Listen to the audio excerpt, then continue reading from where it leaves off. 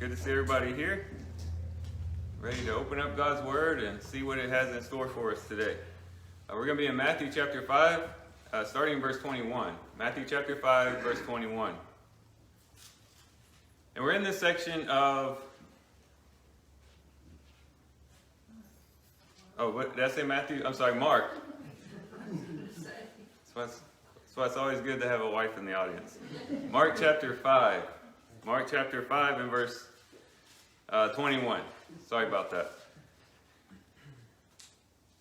So we've been studying these miracles by Jesus. And in this section of Mark, you have 4 distinct miracles. And as I said before, there was an array of miracles that Mark could have chosen, or Peter, as Mark listened to Peter speak, they could have chosen, but he chose these 4. And the theme we've kind of been following is this idea of Christ doing the impossible. And we saw it with the disciples in the boat. Remember, they were going to cross over the Sea of Galilee, going from west to east across Galilee, or the Sea of Galilee. And this gale of wind comes, the waves are crashing against the boat, it's filling up with water. And they go to Jesus and say, "Do you not care that we are perishing?" Not that we might perish or we could perish, but that we are perishing. They saw that as a hopeless situation. And of course, Jesus stands up, rebukes the wind and the waves, speaks to it like it's a little child, and just says, "Hush, be still." And it obeys him. But then also we saw him on the other side of the Galilee, Sea of Galilee. They get to that eastern part, southeastern part of the Sea of Galilee, and they come across a demonic, another impossible situation. They tried to put chains on this man who was just filled with thousands of demons. He would break the chains, put bonds on him. He'd break the bonds. He was out in the tombs, living in the tombs, shrieking and shrilling and yelling, uncontrollable. But you finish the story and you find him sitting down, clothed, and in his right mind. The powerful transformation of Christ we saw last week. Now we're going to see 2 more miracles, and these are, yes, distinct miracles, but they're also interwoven between each other. And you always find these in the Gospels coupled together. And I think there's at least a couple of reasons why that is. And the ones I'm speaking of is Jairus' daughter, who we'll find actually dies. Jesus brings her back to life. But also this woman with the flow of blood. These are connected, one, because they happened at the same time. Jesus is going to see about Jairus' daughter, and he comes across this woman. But also, I think there's something deeper going there. And we'll talk about that as we go through. But both of these are connected by 12 years. The woman that Jairus' daughter was 12 years old. And this woman with the hemorrhage of blood had that hemorrhage for 12 years. So, connection there. So, we're going to look at these as distinct miracles, but at the same time be in tune to and cognizant of the fact that they're also very closely fitted together in the story. But anyways, in verse 21, it says, when Jesus had crossed over again in the boat to the other side, so he was on the southeastern part, now he's going back on the western side of Galilee, the part where he's mainly ministering to there. So he goes back over the sea, where his popularity was, and it says a large crowd gathered around him, and so he stayed by the seashore. So when he was over and he cast the demons into the pigs and they ran to the water, the people said, "Get out of here." They were afraid. And Jesus just tells the man, the demonic, go into the Decapolis, which was those 10 cities, the Gentile cities, go and tell what happened to you. He gets in the boat and he travels back across. Jesus is not going to stay where he's not wanted. And if people reject him, he's going to move on, and he's going to go to those who will receive him, and that's what he did here. But while he's there, it says there's a man there among the crowd, one of the synagogue officials, verse 22, named Jairus, came up and on seeing him fell at his feet and implored him earnestly, saying, "My little daughter is at the point of death. Please come and lay your hands on her so that she will get well and live." So this was a synagogue ruler, and these were the people who basically were in control of what went on in the synagogue, as you would expect. They would be the ones who would select, okay, who's going to be the speaker the Sabbath. They would basically deal with the order of service, the things that would go on. They just kind of presided over the affairs of the synagogue. So this man was a prestigious man. People would have looked up to him. He could have or could not have been rich. We suspect probably that he was. But nonetheless, this was a man who, at least spiritually speaking, held a high office and a high standard before people. Yet, his daughter's sick, even to the point of death. It's a serious situation. And this kind of gives us our first lesson in this chapter, or this section of this chapter, and that is that none of us are immune to these impossible situations.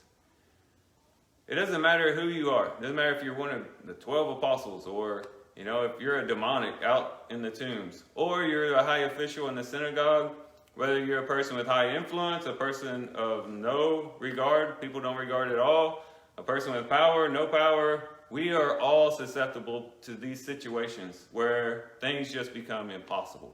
You go out in human history, or you look back in human history, and you can find even the most powerful rulers, whoever they might be. Nearly in every case, when you look at mighty kings, conquerors, it seems like they always had something that they couldn't control in their lives. Either it was a physical element, some type of family problem. In nearly every case, there's something in their life that they couldn't control. And even in these rulers that were conquering kingdoms, and it looked like they had all power and all control and all authority, there were still things in their lives they couldn't control. And that's true of all of us. And I think God allows that to happen so that we don't become self-sufficient and begin to think that I'm in control, I've got this all together.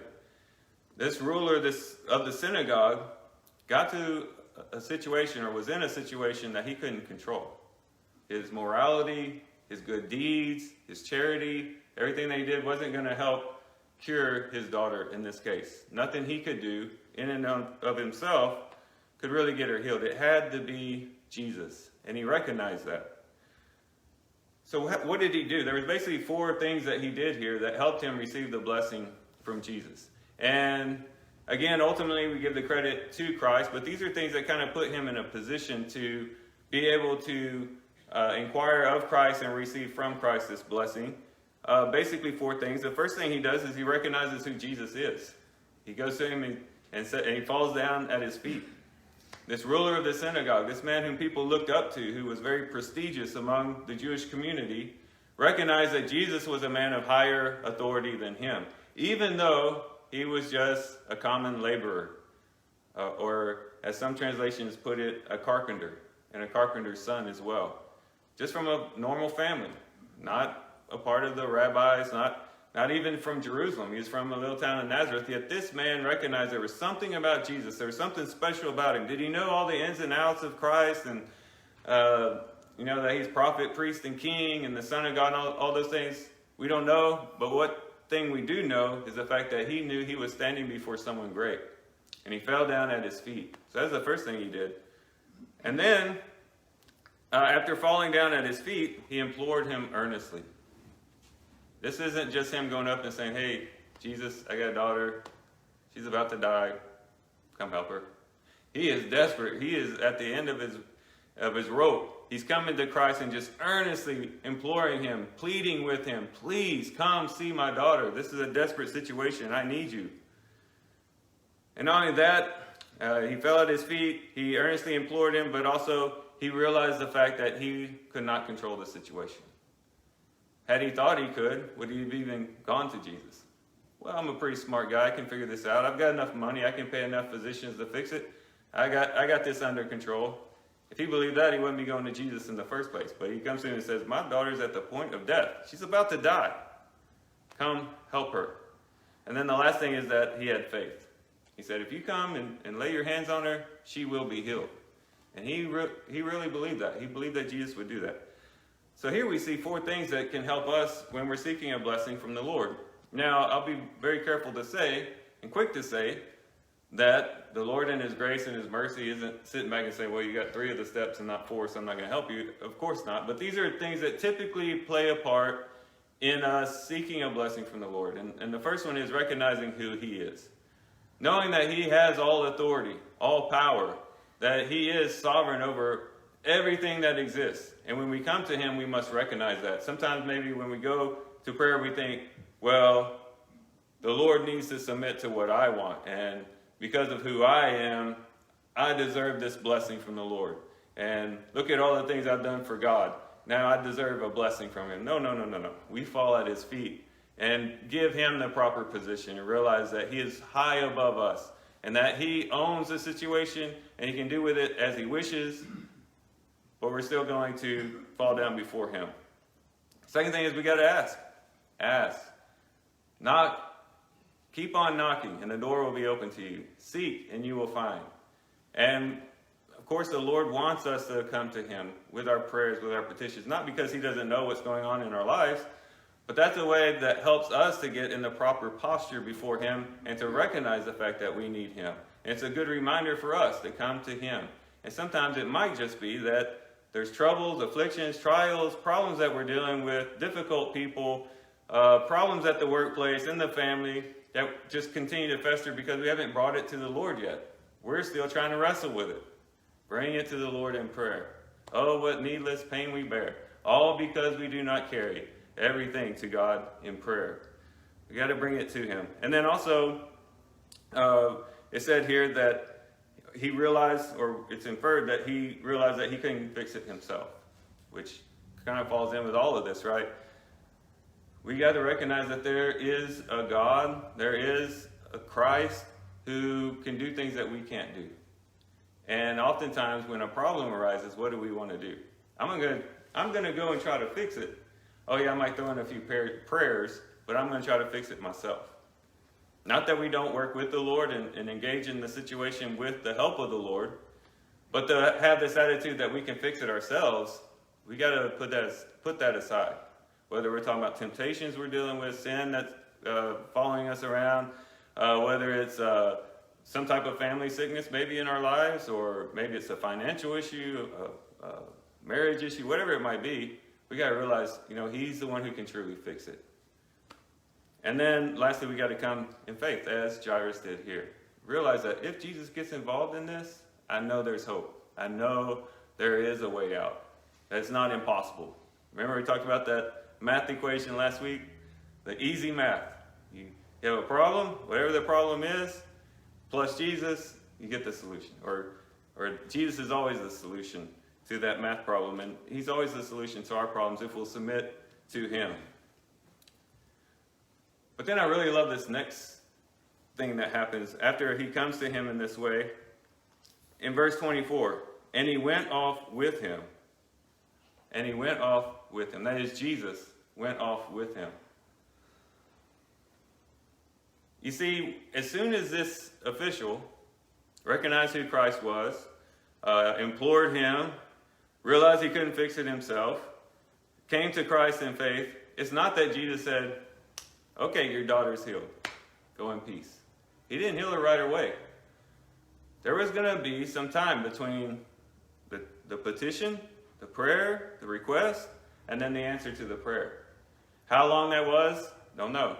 But there was at least a gap, whether it was 30 minutes, an hour, 2 hours, or it was the next day. There was a gap between when Jesus answers his prayer or his petition and when he actually asked. But you know what happened in between that time? Jesus went off with him. I love that.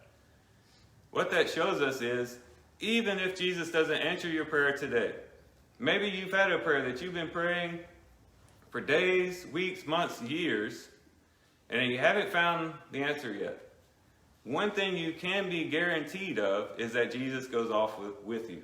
That his presence is with you until that answer comes, or until it gets resolved. Christ is with you, and he's traveling with you, walking with you, and there to strengthen you. Imagine the encouragement Jairus would have had just being next to Jesus, knowing Jesus is walking beside me, knowing that I'm in the presence of a great man. Whoever he might be, whatever I might think he is, I know he's a great man. And just to be in his presence is an encouragement in and of itself. And the same thing is true with us. And I think sometimes we might find that when we come to the Lord in prayer, we're desperate, we're crying out to him, we come to him in faith, we realize we can't fix it on our own. And his presence just comes upon us in a very real and mighty way. And because we are in this position in our hearts, this posture in our hearts of just submission, desperation, love, and devotion to the Lord, His presence becomes so real to us and so beautiful and wonderful and great and powerful. It becomes such a powerful influence that it might sometimes be that, maybe I don't even care so much about the solution. Maybe I don't care so much that my prayer gets answered because I have something better than an answered prayer. I have the Lord Himself walking with me, living with me, encouraging me, comforting me, strengthening me, helping me through the journey till the end. Sometimes that's more precious than just a simple answered prayer. But that's what we have promised for us. He goes off with us. His presence is with us while we wait for that answer. So this is where He's at. And I would have loved to have been in this situation. What did Jesus and Jairus talk about on this journey? Was there any conversations going on? How do you make small talk with Jesus?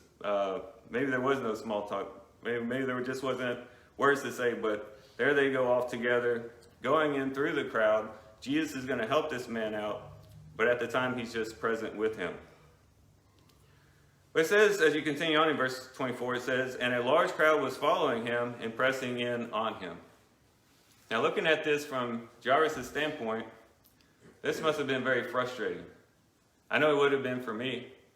If my daughter of 12 years old would have been in this particular situation, I knew that she was on the brink of death, could die at any moment. And I have the very person who can heal her right beside me. And yet there's this big crowd that's hindering us from being able to get there and is just standing in the way. That might have been very frustrating.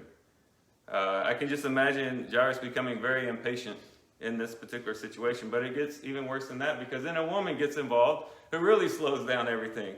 But we'll see that this is no problem for Jesus.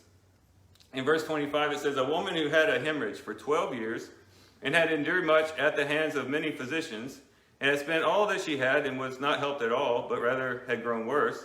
After hearing about Jesus, she came up in the crowd behind him and touched his cloak. So while they're trying to get where they're trying to go, for one, they have this big crowd hindering them from moving forward. But then also we have this woman who kind of interrupts what's going on. And this was a woman also who was in an impossible situation. For 12 years, it says, she had this hemorrhage. And what specifically this was, scholars don't really know, but we do know that this was some type of flow of blood. Almost like a continual menstrual situation where she was just continually had this flow of blood that she couldn't stop. It just continued to flow. And this would cause her to be very desperate. For one, it would have affected her physically. I mean, if you're constantly losing blood, day in and day out, especially for 12 years, she could have become anemic, maybe had low energy, maybe headaches. All types of physical things would have occurred because of this, and that's for 12 years. We struggle sometimes if we just have a day or two where we don't feel well, we feel like we don't have energy or have a headache. That's challenging enough, but for 12 years this woman was dealing with this infirmity. It also affected her spiritually as well, because she would have recognized the fact that whenever she had this flow of blood, that caused her to be ceremonially unclean. You go back to Leviticus chapter 15, you can see that when a woman was in her menstrual cycle, she was unclean. Anything that she touched was unclean. You couldn't sit on anything that she sat on. Her bed was unclean that she slept on. She herself was unclean. You couldn't have sexual relations with her because she was unclean. She was untouchable as long as she was in her menstrual cycle. But if you keep on reading in Leviticus chapter 15, it specifically mentions also a woman who has a flow of blood, a continual flow of blood that's with her not only just in her menstrual cycle, but on through, all the time. And the same things were true of her as it was for a woman in her menstrual cycle. And that's what this woman would have been challenged with. She would have been ceremonially unclean. She could not enter into the temple, even in the section that they had for women at that time. She would have not been able to engage in a lot of spiritual activities. No one could touch her. And not only that, no one could touch anything that she had touched. And so she would have been very cognizant of the fact that there was something wrong with her. She would have felt like something was wrong with her, not just because physically something was wrong, but because she was unclean continuously. This would have affected her socially. Think about that. No one can come into contact with her. Her family might be avoiding her. We just don't know. We don't know all the little ins and outs of her life, but we know that in accordance with the society at that time, especially a society that was so big on cleanliness and purity, who had rebuked Jesus' disciples for eating without washed hands, is now has this woman in their midst who's continually unclean. And there's a whole study on that too. One of the big reasons why the Pharisees were big on purity rituals and things was because they thought that would bring in the escalon, that would bring in the Messiah, in which they would be broken free from Rome if they could just keep themselves as a people pure before God. And so they were very strict with these purity rites and rituals and laws, and they would have been probably very harsh on this poor woman. So she was affected in every area of life you can think of. She was affected because of this hemorrhage that she had. But not only that, the other things that she endured because of it, as it continues on, it says in verse 26, and had endured much at the hands of many physicians, and had spent all that she had, and was not helped at all, but rather grown worse. You go to the original language there, and that, where it says endured much at the hands of physicians, it had to do more with the fact that she actually really suffered under the hand of these physicians. Think about, they didn't have hospitals and medicines and, go get an Advil or Tylenol or something to help with the pain. And who knows what type of excruciating procedures she went through in these ancient times with these doctors without anesthesia and all these things. Maybe there's surgeries they did on her, maybe drugs that she had to take that maybe left her off worse than she was before. She just would have literally suffered much by these physicians. They couldn't help. Again, just kind of re-emphasizes this idea of an impossible situation. The physicians couldn't help her. And not only that, she spent all that she had. I'm sure she had no, Medicaid or, any of those things to help her with her medical bills and things like that. When she used up her money, that was it. And to be a woman at that time, in that day and age, without money, was a very desperate situation. Almost a hopeless situation. You'd be at the mercy of the generosity of the people around you. First of your family and then the community. But nonetheless, it would have been a very desperate situation, as we've been emphasizing. And it says not only that, but it hadn't got better, but it's actually getting worse. So you ever had a situation, it's desperate enough, the longer you're in it, it doesn't seem to be getting better. It actually begins to get worse. That's when you begin to lose hope. And we can almost imagine this woman emotionally, psychologically, just falling off into depression. Deep-seated depression. No hope. The future looks bleak. It looks dark. There doesn't seem to be a way out. No one can help me. I'm spent financially, physically, in every way. I'm just a hopeless cause. But listen to this. Listen to what it says next. Verse 27. Again, I love this statement too. After hearing about Jesus. That changed her life. That turned a hopeless situation, a bleak situation, a dark situation into, maybe there is some hope. Maybe there is a light at the end of the tunnel. When we hear about Jesus, it brings hope into our lives. And it doesn't matter what we're dealing with. All of us, we can kind of relate to her, at least spiritually. We were all, as we talked about in the Lord's Supper message last week, we were all in a helpless situation. We had incurred sin. We had become enemies of God through our transgressions. It was a hopeless situation. But then we heard about Jesus, and everything changed. Our lives were changed. And that's what we should be engaged in. Having heard the message of Jesus, having received the healing of Christ spiritually, it's time for us to go and help other people hear about Jesus, to give them hope. If ever there was a time in human history people need hope, it's today. And when we give the message of Jesus, we bring hope to the world. And a desperate situation can become hopeful. That's what happened when she heard about Jesus. And it says she came up in the crowd behind him and touched his cloak. Came up behind him. Could have just been because that's where she was in the crowd, but it also might have been because she was kind of sneaking up on him. Maybe if he sees me, he'll turn me away. Who knows? But nonetheless, this is the way she approaches him. She comes up behind him and touches him, touches his garment, his cloak. And this is what she's thinking. I love it when scriptures get us into the mind of the characters, not just what they did. For she thought, verse 28, if I just touch his garments, I will get well. That's an interesting statement. Why did she think touching Jesus' garments would make her well? Well, there's a couple of answers to that.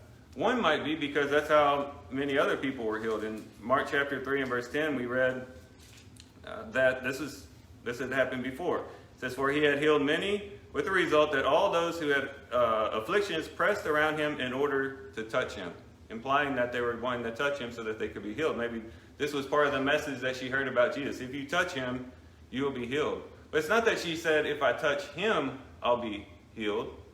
But if I touch his garment, I'll be healed. So it's a little bit different. So why did she think that? Well, we got to get into the mind of this lady, this woman. For 12 years, she's seen a connection between my uncleanness and my garments. My uncleanness and the things that I touch. My garments are unclean because I am unclean. And there would have been just deeply embedded in her mind a connection between the two.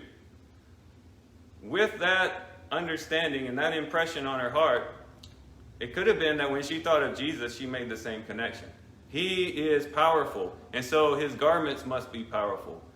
What he touches, he is so pure and wonderful, and his authority must even affect the garments that he has on. And if I can just touch those garments, if I can just come into contact with him through his garments, I'll be healed. Could very well be what she was thinking. But either way, she's expressing faith. She knows getting into contact with Jesus will heal her. And she was right. Verse 29, immediately the flow of her blood was dried up, and she felt in her body that she was healed of her affliction. Right away, just touching him, she felt it. For the first time in 12 years, she felt healed. She felt normal again. 12 years of dealing with this sickness, now over. 12 years of dealing with the physicians, now over. Spending all that she has, no longer an issue. She's healed. What a wonderful feeling that must have been. Then in verse 30, immediately Jesus, perceiving in himself that the power proceeding from him had gone forth, turned around in the crowd and said, who touched my garments? That's a mystery.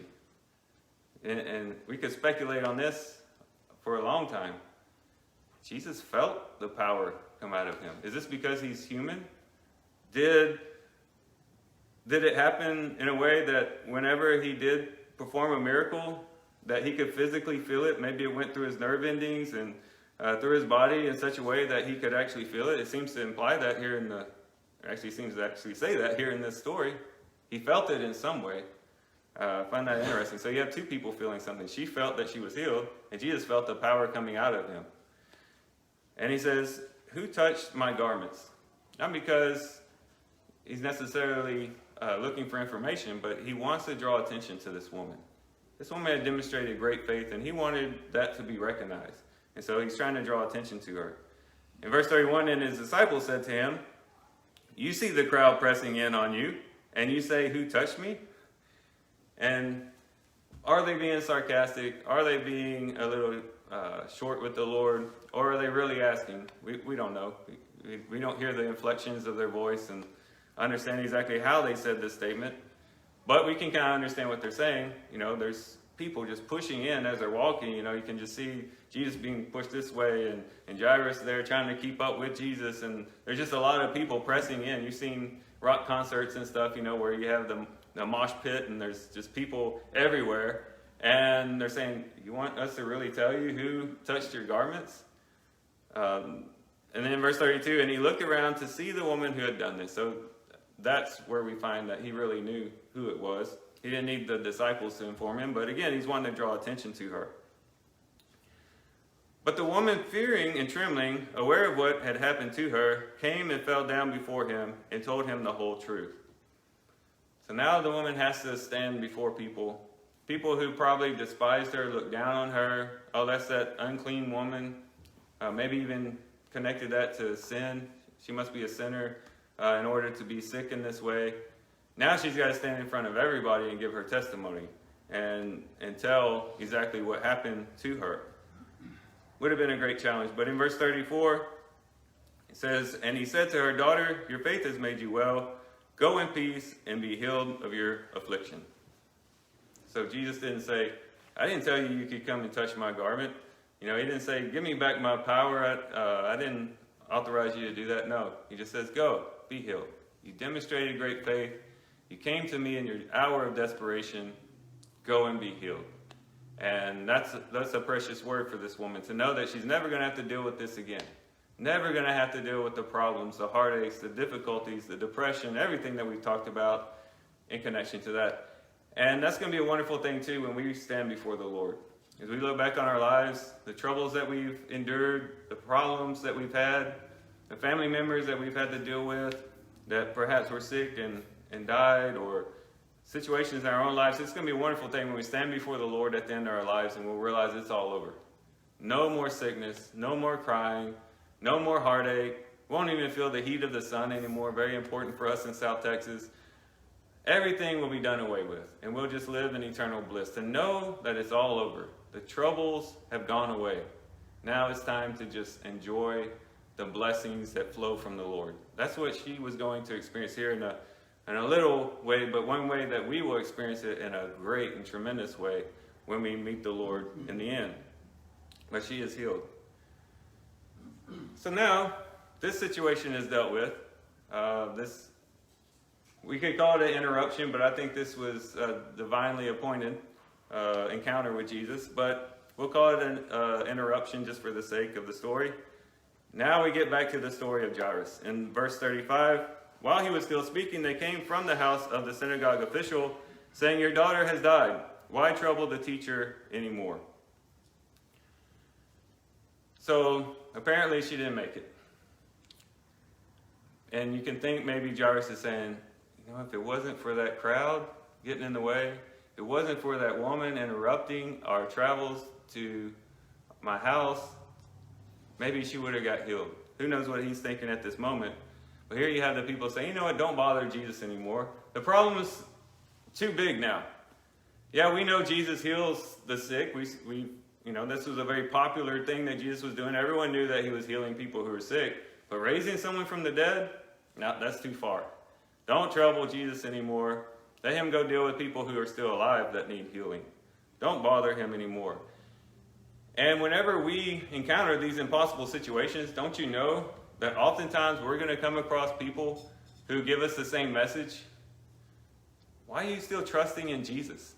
Don't you see the situation has gotten worse? Don't you see that there's no hope here? Don't you know that this is way even beyond Jesus' reach for any help? There's always going to be those Debbie Downers that just say, faith is silly, especially in this situation. They may praise you for praying whenever the person's in the hospital and there's still hope, and maybe there's a way that the doctors might still bring them the cure. But when it gets too far, when it gets past that threshold of the realm of possibility, then people start saying, really? You're still praying to Jesus? You're still trusting in the Lord? He hasn't answered your prayer yet. And it's only gotten worse. We got to ignore those voices and say, look, I know a Jesus who can work out the impossible. I know a Jesus who, no matter how bleak it becomes, he can still work. I know that Lord. And on the other side, we don't need to be the Debbie Downers that tell people, well, we can't really expect that from the Lord anymore. That's not really even a possibility. Now it's time to kind of move past this. No matter how bad the situation looks, Jesus can still step in and bring the remedy. In verse 36, but Jesus, overhearing what was being spoken, said to the synagogue official, "Do not be afraid any longer, only believe." It's interesting he says, do not be afraid. He doesn't say, do not be sad, don't be depressed, do not be afraid. And I can imagine that the synagogue official was very much afraid. And Jesus perceived that he was afraid. And I think it could be the fact that his hope was gone. Maybe he was buying into what these people were telling him. He's like, you know what? I went out of my way, fought the crowds to get to Jesus. I fell down at his feet. I implored him earnestly. I realized I couldn't fix the situation. I came in faith, but yet he didn't come through. Think about that. My last hope, the only thing that I have left that I could hold on to and say, this is the solution, it appears now that it wasn't the solution at all. That would be a very scary situation, to know there's absolutely no hope, or to think that there's absolutely no hope. But Jesus says, no, do not be afraid any longer, only believe. And maybe that's the message that needs to be whispered in our ears in these types of situations. Do not be afraid, only believe. Faith and fear, faith can drive out fear. Faith can override fear and can help us when we are afraid. Don't be afraid, believe. In verse 37, he allowed no one to accompany him except Peter and James and John, the brother of James. So Peter's in here. Now, if what is traditionally said is true, that Mark got this message from Peter, this is an eyewitness account. Peter was actually in the room with Jesus when what is about to happen happened. But anyways, again, he's keeping this quiet. Whenever he was on the southeastern part of Galilee and the region of the Gentiles, a primarily Gentile region, he wanted them to go and pronounce things. But now he's back on the western side of Galilee, where he's mostly popular. He's trying to keep things quiet. Again, it was for most likely because it would just make things difficult if well, things were already difficult, but making things worse if all of these things started happening publicly, they wouldn't be able to get much done. But anyways, it says in verse 38, they came to the house of the synagogue official, and he saw a commotion and people loudly weeping and wailing. And rightfully so, that's a tragic thing. You know, I mean, it's sad enough when you witness the death of someone who is elderly, who's had a long life, who's experienced, maybe got to see his children, his grandchildren, maybe even great-grandchildren, or a woman who has done the same. And that's still sad to see the end of a life. But to see a 12-year-old girl die like this, very tragic. These people are wailing. In this time period, it's a little bit different than the way that we have funerals. There they would actually hire people to mourn. They would actually pay people to come in and mourn, to play these instruments in a minor key, these sad dirges and stuff that would kind of add to the sorrow of the situation. And maybe that's what these people are. Some would say that there wasn't really enough time for that to occur. But nonetheless, there's a big commotion going on in the house because of the death of this girl. And in verse 39, and entering in, he said to them, "Why make a commotion and weep? The child has not died, but is asleep." Whenever you plug in resurrection, there is no death. There's only sleep. Yeah, in one way there's death, but ultimately it's really just sleep. Remember when we were in Matthew, when Jesus was crucified, remember when the earth shook, the sky became dark, the veil of the temple was torn from top to bottom, but then it also talked about the saints who were in the tombs, came up and were resurrected. And it distinctly says that the saints that were asleep came up out of the tombs. Whenever the scriptures in the New Testament, do a study on this, whenever you read about saints being dead in the New Testament, nearly every time, if not every time, they're always spoken of as just being asleep.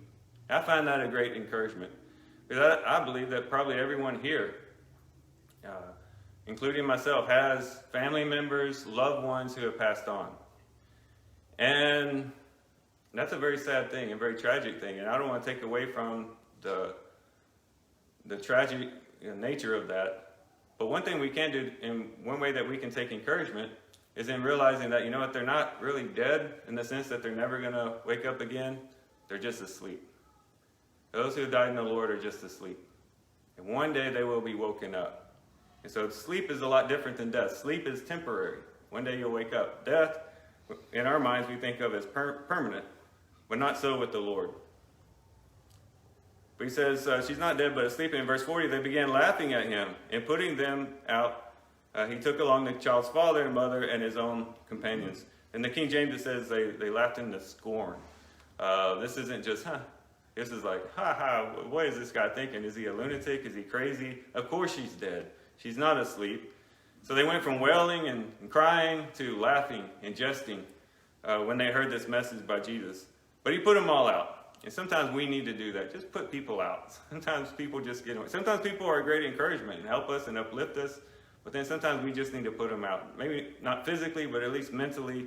Just say, you know what? I'm not going to rent space to these people. I'm going to put them out. I need to refocus here. Center myself on the matter at hand.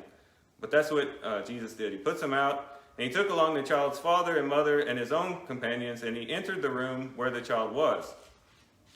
Taking the child by the hand, he said to her, Talitha cum, which translated means, little girl, I say to you, get up. That's Aramaic. That's probably the language that Jesus and his disciples spoke. That was their main language. But that's what he says to him. And I've read that this phrase is one that a parent would use when waking up a child. It's a very tender way to speak. It's kind of like, hey, baby girl, it's time to wake up. It's time to get up. And Jesus is being very tender with her, and it says immediately the girl got up. Delina and I have a hard time having the power to even wake kids from sleep. We go, wake up, wake up. They just want to roll over. Jesus, to a dead girl, says, get up, little girl. And immediately she gets up and begins walking. I wish that would work with kids. You wake them up, they immediately get up and start walking, getting ready for school or whatever they're doing. But here we see the power of Jesus, his complete control over death, being able to control this situation. And it says, for she was 12 years old, explaining why she was able to walk. She's 12 years old, and immediately they were completely astounded. And he gave them strict orders that no one should know about this, and he said that something should be given her to eat. So apparently death makes you hungry. And when she woke up, she needed something to eat. So that's our stories, but this is the two stories that we'll cover now. Very briefly, we'll go back and look at the spiritual significance of these two stories. As I mentioned at the beginning, these two stories are interwoven. They're connected intricately, not only because they always show up together in the different Gospels, the Synoptic Gospels, but also because of, this whole idea of them both, this happened at 12 years span of time, both the woman who had the flow of blood and then also this little girl that was 12 years old. They're connected time-wise together, but also the fact that Jesus worked with them in a very close proximity as far as time. And I think these two stories give us a complete picture of the salvation that Christ gives us. One shows us the immediate remedy that Christ brings to our sins. The second one brings us the ultimate remedy to our sins that Christ gives us. As we know, the very last verse in Romans chapter 6 says, the wages of sin is death. And in both of these situations, we have a scenario of death. For one, it was a woman with this flow of blood. And as we talked about before, and I've talked about it quite a bit, whenever you see blood in scriptures, blood is synonymous to life, right? When Noah came out of the ark and he offers up the sacrifice, that sweet smelling aroma, soothing aroma to the Lord, he's pleased. And the Lord blesses him and he says, you shall not eat the blood of any animal, because it's because of the life that is in the blood. In Leviticus chapter 17, he tells us that the reason why blood makes atonement is because of the life that is in the blood. When God sees blood, he sees life. And if we take that symbolically and apply it to this story, what was happening with this woman? She was continually in a state of the loss of life, losing life. Her lifeblood was leaving her continuously. And that's what we had experienced before we came to Christ. We were in sin, we were separated from God, and we were in this constant state of spiritual death. Our spiritual life was eking away because of sin. The death that we had incurred because of our sin was bringing life out of us and away from us. And we were just in this continual state of death. And it was getting worse, just as it was with her. The more and more we sinned, the more and more life was being squeezed out of us. And when Christ steps in, we find immediate resurrection, spiritual resurrection as we call it. In Ephesians chapter 2, though we are dead in our trespasses and sins, he's made us alive together with Christ. There's an immediacy of life that comes to us when we come to faith in Jesus Christ. When we are placed in Christ, we receive the life of Christ, and our flow of blood or our continual loss of life is healed. And so we get immediate healing. But the other is true as well. There's also the healing in the absolute sense. That is, we also become spiritually dead in the absolute sense. Not just that we have a continual loss of life as we continue this pathway of sin, but in the end, it would ultimately manifest itself in absolute death. We would stand before God at the end, judged because of our sins, and pronounced dead before him. Eternally dead, cast away from the presence of the Lord. But through Jesus Christ, in that absolute sense, we're also healed. At the end, we will not see death, but we'll see life. Eternal life before him. And we'll stand before him for eternity.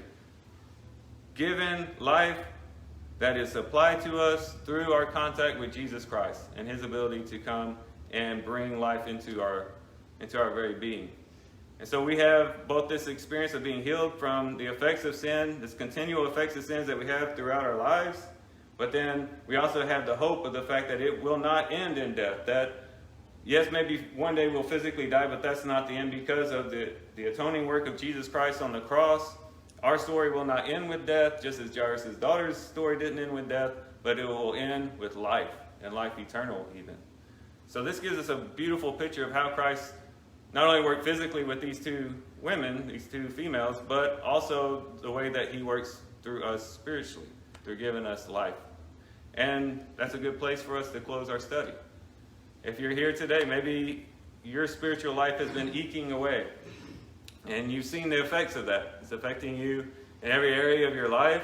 You've seen how sin has brought destruction, maybe in your relationships, maybe in your mental states, whatever it might be. Sin is infecting you and it's harming you.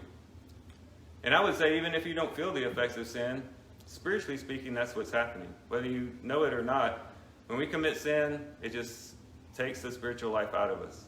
Christ is there to contact us. And when we contact him, we can find healing from that. And it can stop immediately. And he can speak to us and say, you know what? Your faith has made you whole. You're not going to have that anymore. But then also, I would encourage you to come to Christ, because in the end, there's going to come a time when you die. The Hebrew writer says it's appointed unto man once to die, and after that, the judgment.